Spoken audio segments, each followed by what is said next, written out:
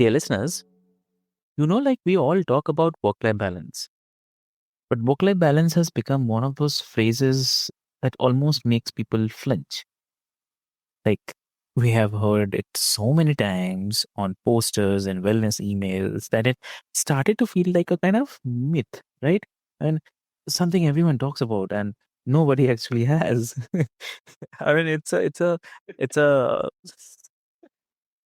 it's a very great thing. Like we all talk about it, but something when we check deeply, we see where is exactly work-life balance is. I cannot find it.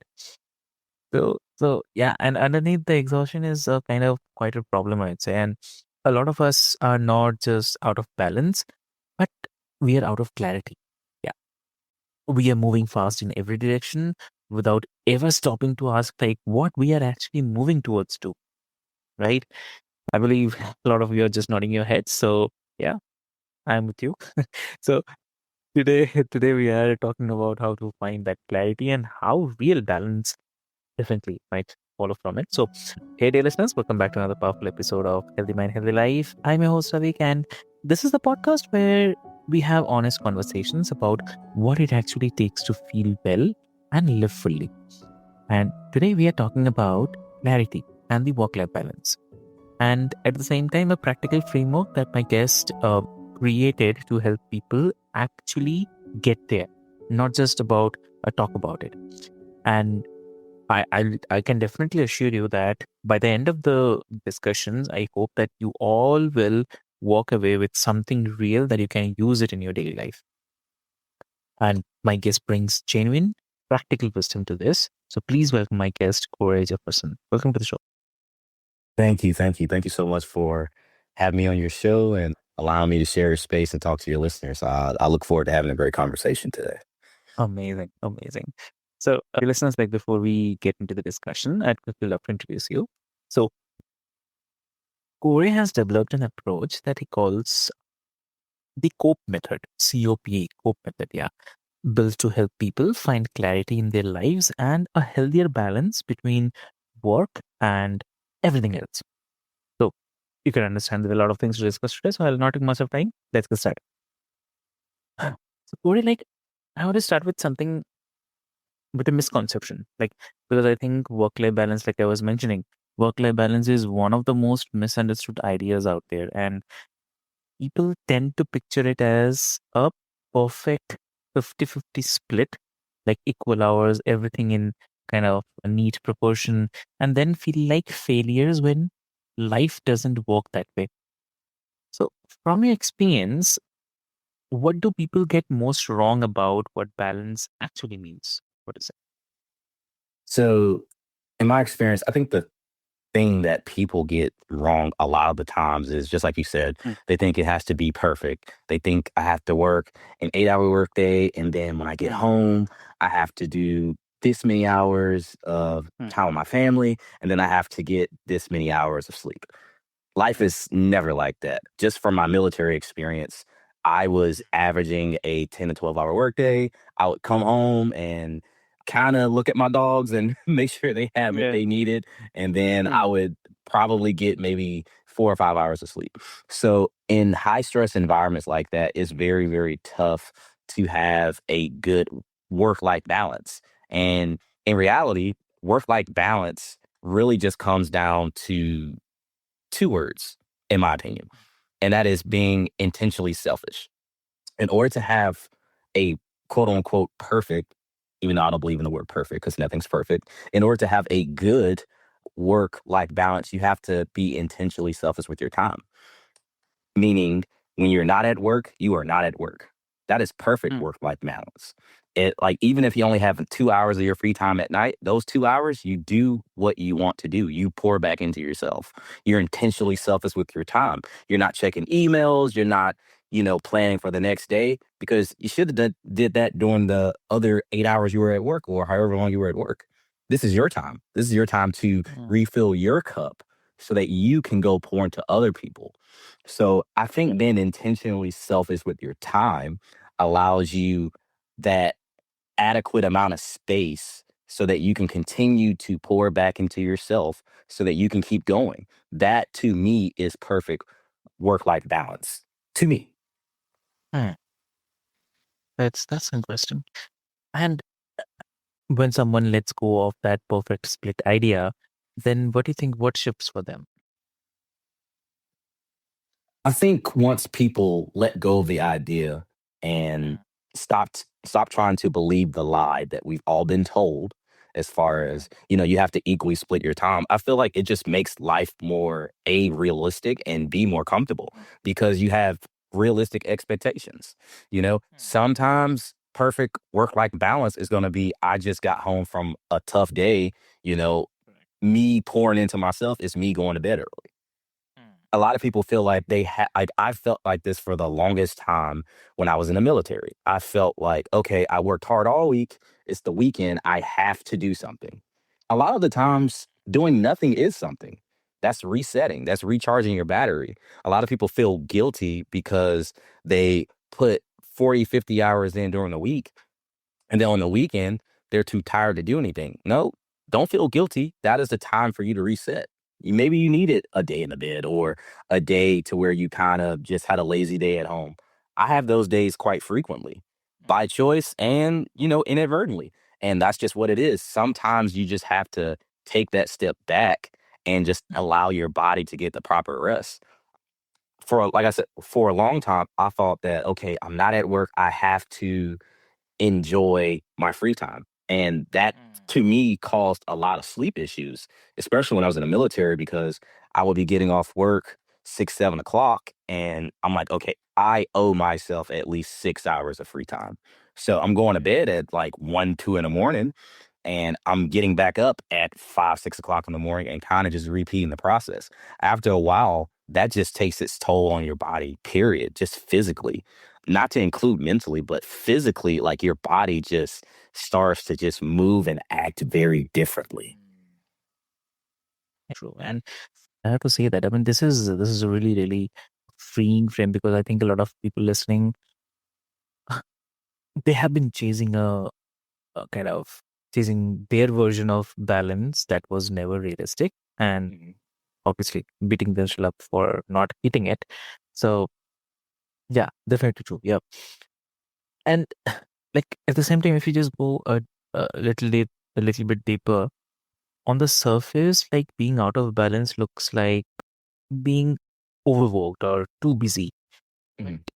you connect it to something very deeper, the clarity. So what do you think that is really going on beneath the surface when someone feels kind of constantly out of balance and pulled in every direction? So, in regard to that, in order for you to get the type of clarity that you need, first you need to address the obvious. A lot of people have the answer directly in front of their face.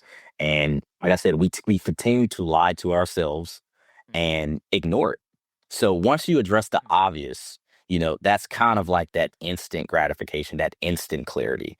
Within the COPE method framework, it goes a little bit deeper than that. So, part of clarity within the COPE method framework is to be honest with yourself. That's like, regardless of the COPE method framework or anything, my personal philosophy is that you should never lie to yourself. You owe yourself absolute honesty 100% of the time. You can lie to other people, even though I still think you shouldn't, but you should never lie to yourself. You should never lie to yourself. So, not only are you taking a step back and addressing the whole elephant, looking at the obvious and acknowledging that, you're also digging a little bit deeper and you're asking yourself those tough questions and you're honest with yourself. You are completely honest with yourself. A lot of the times when we're faced with a situation and we just need clarity, the answers are there. We just don't want to dig a little bit deeper and find it. We don't want to ask those questions because we're afraid of what the answer might be. And that's not necessarily a bad thing to be afraid of it, but at the same time, you have to be honest with yourself in order to get that clarity. Within those answers lies the root cause of the problem. And that's the only way you can get to the root cause is if you continue to dig deep, continue to ask yourself those very challenging, thought provoking questions, and you are honest with yourself. Correct. Correct. Definitely. And how does a lack of clarity quietly drive that feeling of imbalance? So clarity, right, is the ability to see what's in front of you. So if you can't see what's in front of you, then it's kind of like you're just going through the motions. And I don't know about you. Imagine imagine you're trying to walk through your house and all the lights are off. Unless you've lived there for like 10 years, you're gonna hit your toe, you're gonna hit bump your knee, you might fall down some stairs. Clarity is recognizing that it is dark and Yeah. I need to figure out how to navigate my way through this darkness. The obvious would be turn on a light. That would be like Yeah. that would be the obvious. Let me turn on a light. Let me get that clarity, that instant gratification, that instant clarity to help me kind of maneuver a little bit. And then once you start to dig a little bit deeper, it's like, okay, why was the light even off to begin with? It's daytime. Why are the windows down? Like you start asking yourself some of those questions and you get a deeper sense of clarity. Correct. Correct. Exactly.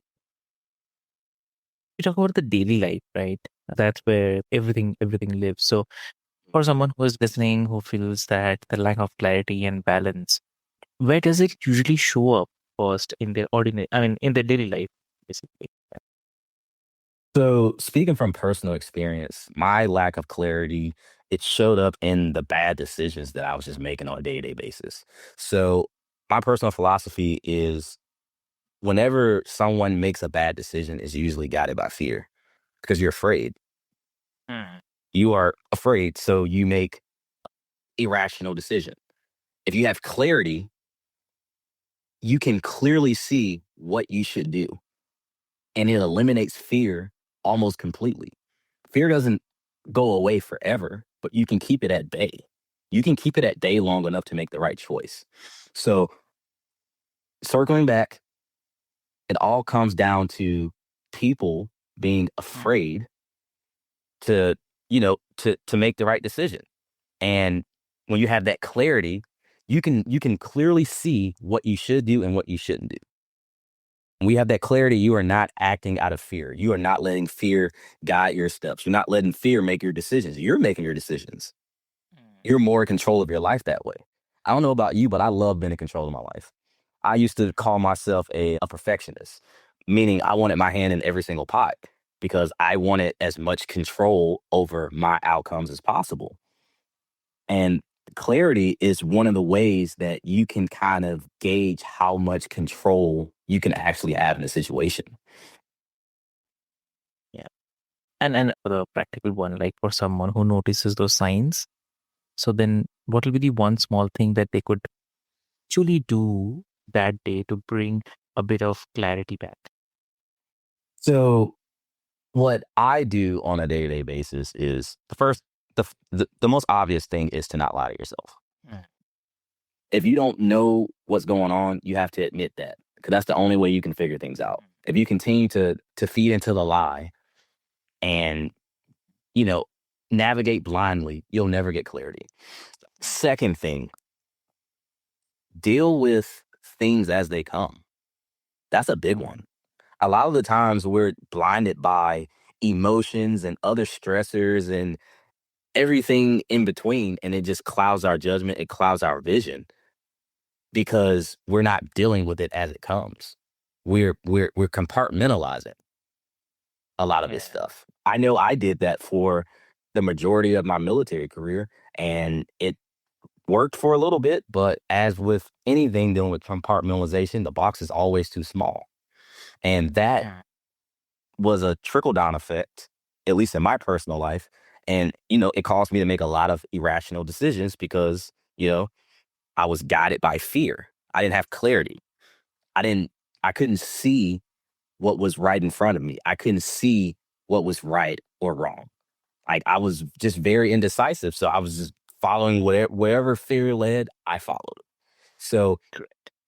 people have to deal with things as they come. You have to deal with your feelings in real time. You have to. Yeah. Because if you don't, it's going to be one of those things that's going to cloud your judgment. It's going to make clarity almost impossible. It's going to make clarity feel like it's impossible. Stay with us. We'll be right back. Are you ready to unlock your full potential? I want to introduce you to the Fit, Healthy, and Happy podcast, a powerful resource to transform your life today. With expert interviews, practical tips, and inspiring stories, this podcast is your roadmap to lasting wellness. Here's what a listener has to say. I used to struggle with my health, but this podcast changed everything. It's like having a personal trainer, nutritionist, and life coach totally for free. With over 2,000 five-star reviews, we're a podcast you can trust. The Fit, Healthy, and Happy podcast, available now wherever you get your podcasts.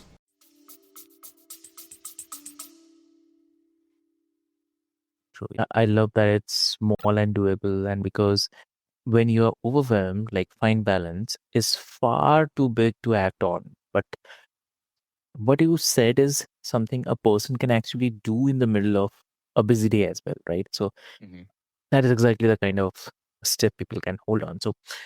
So yeah, definitely. And also, I'd love you to walk us through like your framework, because this is really, very important, I believe. And you created the COPE method. So I and so if you can tell us like what the COPE method is and how does it help someone find clarity and build real work-life balance? So for me, the COPE method was created as a mechanism for me to grieve because I had just lost my sister last July and I was just struggling really, really bad. I actually slid into my first depressive episode. And then one day, like I still had the stressors at work and, dealing with my own internal issues and turmoil and then, obligations at home. And everything was just starting to kind of mesh together. And I didn't really know exactly what I was doing. So one day, I frame it as God shined his light down on me, and I got this overwhelming sense of clarity in the regard of I needed to do something. Like I needed to act fast. And that was like the first step. That was the obvious. The obvious thing was I needed to do something. Like I really needed to act fast. I needed to work on myself to get myself out of this hole because I was struggling. I was singing fast. So it started there. And then it went from that to me trying to work through some of my personal issues in order to correct the life part of the work-life balance. I had to correct myself. I had to pour back into myself first before I could go and attack the work part because the personal life was affecting the work part. Usually it's the other way around, but for me, like the personal life was causing a lot of issues at work. So I shifted all my focus to that first. And the first thing I did was, again, acknowledge the obvious. I'm depressed. Okay. Why are you depressed? And then I kind of started to go through the cycle of telling myself that lie, lying to myself, not being honest with myself. And then I wasn't getting anywhere. So I'm like, okay, I owe myself absolute honesty. I have to be honest with myself. So I started asking myself those real thought provoking questions. And I was candid with myself because I owed myself absolute honesty at that time. And I knew I wasn't going to get anything out of it if I wasn't.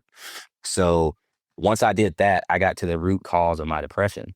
And it was because, I can't make up for lost time with my sister. That's exactly what it was. So that brings me to the O in COPE method, which is ownership, owning the outcome. A lot of people want to control things that they can't control. And me being a quote unquote perfectionist, I was no different. So instead of focusing on the things that I couldn't control, I focused on the things that I could control. And I put all my energy and my time and my effort into those things. A few of the things that I could control almost automatically and immediately was my attitude, my outlook, the way I dealt with my emotions in real time, not compartmentalizing, actually dealing with emotions as they came so that I could be more free. So I wasn't carrying this huge weight, this unnecessary weight for days. So, and that takes me to the next part of the COPE method, which is the P, which stands for process or plan. I needed a plan for how I was going to quote unquote get myself better, dig myself out of this trench or what have you. My plan, it was very simple. It just consisted of getting more sunlight because sun does a lot of great things for your body and just for your spirit in general. I changed my diet a lot. I started eating more fruits and vegetables, drinking more water, make sure I was hydrated, started exercising a little bit more. And I also cut out alcohol for a Yeah. large majority of that time because alcohol is a depressant and it wasn't making me feel any better. So that was part of my plan. And Mm. that leads us to the last part of the COPE method, which is by far the easiest part of the COPE method. You already have clarity. You've taken ownership of your outcomes and you have a plan, you have a process for how you're going to operate. The easiest part is to execute. You just do it. You just do it. You've already done all the hard work. A lot of people mess up in this framework or just in general because they'll have clarity. They'll ask themselves those tough questions and then they'll take ownership of the outcomes that they can directly affect. And then, they'll have this stellar plan or process for how they're going to operate. And then they just don't operate. They just don't do anything. They just don't do anything. Yeah. So I did that. I did that and it worked. So I took that same framework and again, like I said, my personal life caused a lot of issues with my professional life. So I took that same framework and I applied it to just how I interact with my team, how I lead my team, how I interact with my colleagues at work, how I interact with customers. Like I just used it as much as I possibly could. And the one overarching theme that I can share with the audience from utilizing the COPE method at work is it allows you to be more free. You have more freedom in your day because you understand exactly what you're doing. You're not putting energy into things that you can't control, so you don't have undue stress. You don't have unnecessary stress. You're not carrying around weight that you shouldn't have to carry in the first place. You're planning more, which means your days are more structured, which allows more freedom on the back end and the front end. And then you're actually doing all the things that you said you would do in your plan, which makes your day easier. It makes it easier to operate. It makes it easier to lead. It just makes the workday fun. Like I used to have a problem sleeping because my mind would just be running so much. Now I have a problem sleeping because I'm just so excited to get up and start the day because I know exactly what it's going to hold because I cope during the day. I know exactly how my day is going to go because I cope. Exactly what I'd say. And also, like for the person like who hears that and thinks that I want this, but I don't even know where to begin. Then, and where do they can start with it? So I would say to that person, the first thing you have to do is you have to battle fear. That is the first thing because that is a fear driven response. That is not that person talking, that is fear. So once you tackle fear and you understand that you have to control fear, fear doesn't make your decisions, then you start to go down that hole of trying to find true clarity. And you do that just by, again, you start slow. You just address the obvious. A lot of the times the answer is right there and we don't want to look ourselves in the face and acknowledge it. Acknowledge the obvious. Once you acknowledge the obvious, a lot of the times it's something deeper than that. So that's when you start digging deep. But you can't get to any of those other steps if you do not take care of fear first. You should not be afraid to try this. You shouldn't be afraid to put one foot in front of the other. You should never let fear get in the way of progress. A lot of people want a lot of things, but they'll have nothing because they are scared. They won't even try. Do not let that be you. Exactly true. Yeah. So also, I mean, this is what nobody really talks about it, that the setbacks.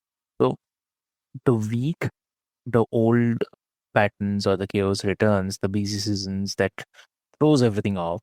The moment someone feels like they have lost all the balance and clarity they have built, because this is not a straight line. So how do you help someone stay steady and kind to themselves, like when they slip back into the old patterns? So a lot of people tend to shift one way or the other because of one thing. And that thing is they feel like they either haven't done enough or they feel like they've done way too much. So when people tend to trend in the opposite direction of work, as far as like just having a more life balance and not really caring about work, they feel like, oh, I've done it all. I don't have to do anything else. I don't have to improve on anything. On the opposite end of the spectrum, people that slip more into working more and putting themselves first less, they still feel like they have not done enough. To combat that, two things actually. To combat that, you have to start measuring your success backwards. Because a lot of the times we are too busy looking forward. We don't look backwards to see what we've already accomplished.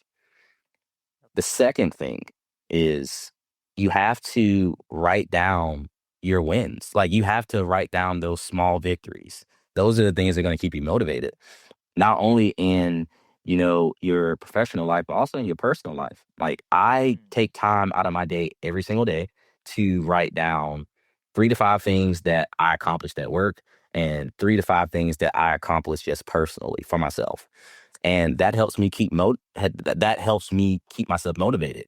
If I look at my list and I have 7 things that I accomplished for work that day and I have 2 things that I did for myself, I'm like, okay, tomorrow I need to pour a little bit more into myself. Hmm. It's kind of like that quick spot check that allows you to see which way the tide is shifting. So to sum everything up, always measure backwards. Don't look forward. Measure backwards. And 2, count your wins. Appreciate the small victories. Exactly. Exactly true. And what would you say to someone who's completely out of balance right now and feels like they are just following it all? I will say to that person, first off, take a breath. Secondly, Yeah. very important. Secondly, I would want that person to understand that no one has it completely together. No one. Like I created this framework, this method, and I still am constantly battling a lot of different things. And that's just life. Life is going to throw curveballs at you. No one's going to have it together 100% of the time. Most people don't even have it together 80% of the time. 50% is even a high number. Most people aren't together. Like they just don't have all the tools to put everything together all the time. And that's okay. No one expects you to. So I would say the first thing you have to do after taking that breath and realizing that no one has it all together is give yourself some grace. Give yourself some grace. Yep. Legit give yourself some grace. I'll share a quick example here. I was attending this conference and I was running late. I was running really, really late. And I just started to kind of deep dive down this rabbit hole. And I'm like, man, like, I don't want to be late. Why didn't I set my alarm like 30 minutes earlier? Blah, blah, blah. Going down the rabbit hole. Then I thought to myself, I'm like, okay, let's say if I was in that room and someone else walked in late, would I be mad?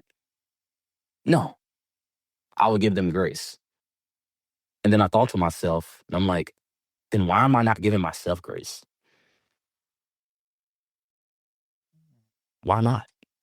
I deserve it too, right? So I think people have to start giving themselves grace. Sometimes we judge a lot of things just wrong. A lot of times we measure a lot of things by the world's standards and not our own personal standards. And that's incorrect. Success to you looks very different than what success to me looks like. Like I could think sending out free emails and maybe listening in on a meeting is a productive day. Somebody else will think about it as like, oh, that's just, my normal weekend. Like that's nothing. Like I said, success looks differently depending on the lens you're looking out of. So you can't really sway too much one way. You have to be able to give yourself that grace. Yeah. True. So if you have to give one advice today, what that will be? The biggest piece of advice that I can give anyone is to not let fear get in the way of your progress. Like I said earlier, a lot of people want to do a lot of things, but they'll do nothing and they'll have nothing because they're too afraid to take the first step. So what if you fail? Failure is part of the process. It is. People fail every day. But it only takes one win. It only takes one win. It only takes one win. Do not let fear guide you. Do not let fear get in the way of your progress. You control your own outcomes. You make your own decisions. Do not let fear make a decision for you today. Wake up every single day and fight fear. It's not going to go away, Yeah, but you can fight it daily.